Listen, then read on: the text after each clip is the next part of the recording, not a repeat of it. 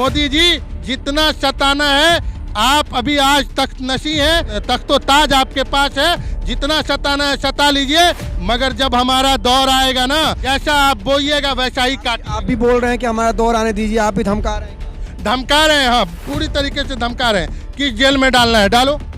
Jail में डालने से, अगर सलाखों के पीछे जाने से, चलती बंदूक के हम निशाने पे हैं, हमको मालूम है हम निशाने पे हैं, कुछ नहीं होने वाला है। आप कितनों भी गोली बंदूक की सरकार ज़्यादा दिनों तक नहीं चलती है। फिरौन के बारे में नहीं सुना, नमरूद के बारे में नहीं सुना। सलमान अजहरी की गिरफ्तारी जो हुई है, मैंने आपको कहा यह सुनियोजित तरीके से हुई है। अभी तो उन्होंने 1 दिन का रिमांड लिया है ना, वो परेशान करेंगे उनको, देखिएगा टेररिस्ट घोषित करने की कोशिश करेंगे, वो फलां से कनेक्शन जोड़ेंगे, ओसामा बिन लादेन से, तो इससे तो उससे, तो ISI से कनेक्शन जोड़कर बात करेंगे।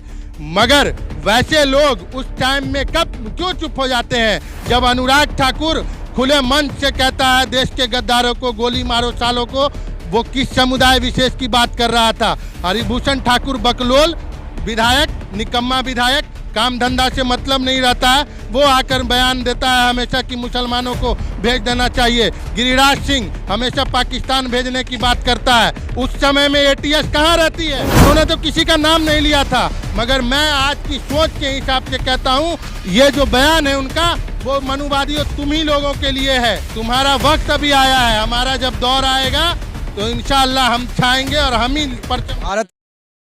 हमारे साथ बात करने के लिए जन अधिकार पार्टी के प्रवक्ता है सलमान अजहरी साहब की गिरफ्तारी हुई है, उन पर आरोप लगा है कि उन्होंने भड़काऊ भाषण दिया। इस मामले को कैसे देखते हैं और क्या कहेंगे? उन्होंने किसी धर्म विशेष का नाम नहीं लिया, किसी जाति का नाम नहीं लिया, किसी समुदाय का नाम नहीं लिया, तो फिर ये धर्म विशेष की बातें कहाँ हुई। अगर सलमान अजहरी साहब को जल्द से जल्द रिहा नहीं किया जाता है तो हम लोग अभी सोशल मीडिया के माध्यम से जो ट्रेंड चला ही रहे हैं, व्यापक तरीके से अगर 1 हफ्ते के अंदर अगर कोई कार्रवाई सही ढंग की नहीं होती है तो हम लोग भी सोचने पे विवश होंगे और आगे की रणनीति तैयार करेंगे और उग्र आंदोलन करने की भी चेतावनी हम देते हैं।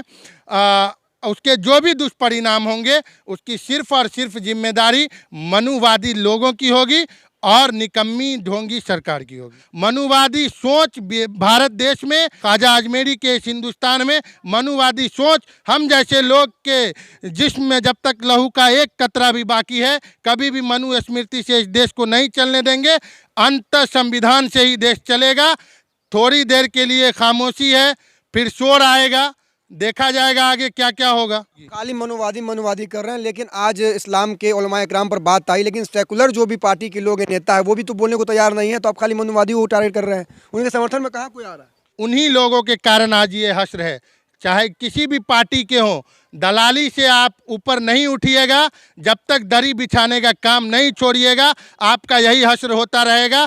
जब तक आप दलगत नीति से ऊपर उठकर हमारे धर्म के खिलाफ, हमारे मजहब के खिलाफ अगर कोई भी अंगुष्ठ नुमाई करता है, उसका आप पुरजोर तरीके से अगर विरोध नहीं कीजिएगा तो यही होता रहेगा। और मुसलमान जो आज रुसवा है, उसका जिम्मेदार भी खुद मुसलमान है। मुसलमान के अंदर में भी 2-4 लोग ऐसे हैं, दोगले किस्म के लोग, जो दोनों तरफ की अपनी राजनीतिक रोटी सेकने के चक्कर में मुंह में दही जमा कर चुप रहते हैं। अब नहीं बोलोगे तो कब बोलोगे?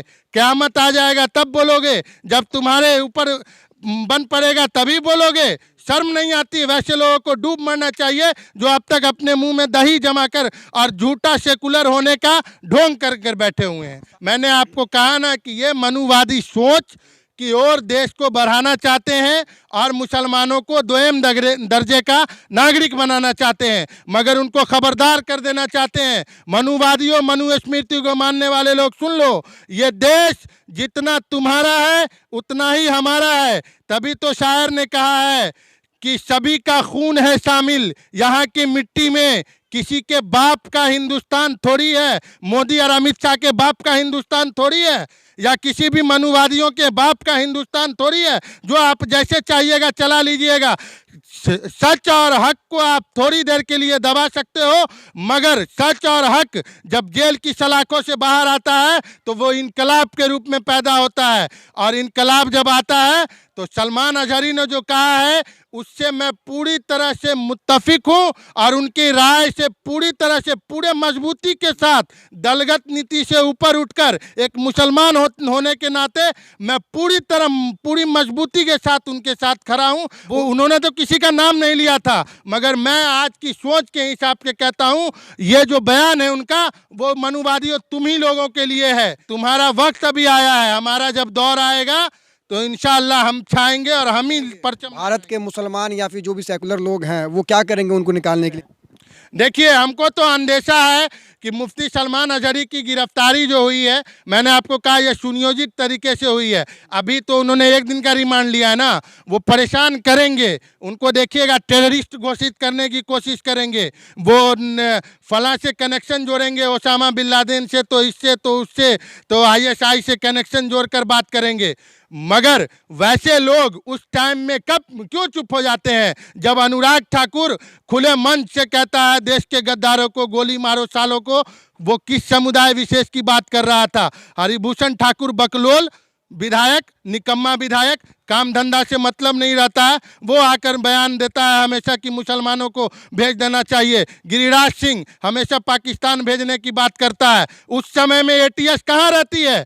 एटीएस कठपुतली बनकर रह गई है। संवैधानिक संस्थाओं का नंगा नाच देश में बनाकर रख दिया है। मोदी जी, जितना सताना है आप अभी आज तख्त नशी हैं, तख्तो ताज आपके पास है, जितना सताना है सता लीजिए, मगर जब हमारा दौर आएगा ना, जस करनी तस भोग जरूर सुना होगा। जैसा कीजिएगा, जैसा आप बोइएगा वैसा ही काट। आप भी बोल रहे हैं कि हमारा दौर आने दीजिए, आप भी धमका रहे हैं क्या? धमका रहे हैं, हाँ, पूरी तरीके से धमका रहे हैं। किस जेल में डालना है डालो। जेल में डालने से, अगर सलाखों के पीछे जाने से, चलती बंदूक के हम निशाने पे हैं, हमको मालूम है हम निशाने पे हैं, कुछ नहीं होने वाला है। आप कितनों भी गोली बंदूक की सरकार ज़्यादा दिनों तक नहीं चलती है। फिरौन के बारे में नहीं सुना, नमरूद के बारे में नहीं सुना, और इतिहास के अगर जानने वाले लोग हैं आपके व्यूअर्स, वो भी जान रहे होंगे हिटलर का क्या हाल हुआ था। हिटलर भी अपने आप को पूरे दुनिया का विश्व विजेता मानता था। फिरौन, नमरूद, हिटलर बनने की कोशिश नहीं कीजिए। हिटलर शाही और तानाशाही ज़्यादा दिनों तक नहीं चलती है।